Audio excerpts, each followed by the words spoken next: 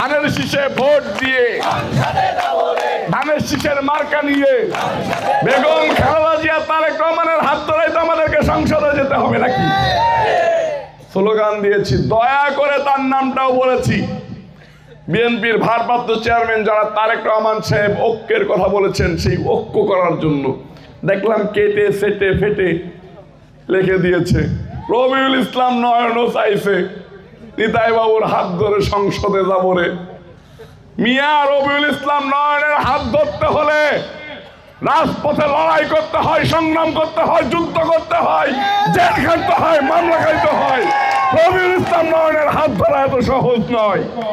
আমরা দলের কর্মী, দলের আমরা নির্যাতিত কর্মী, গুলিবিদ্ধ কর্মী, জেল খাটা কর্মী, রিমান্ড খাটা কর্মী, দালালি করা কর্মী না।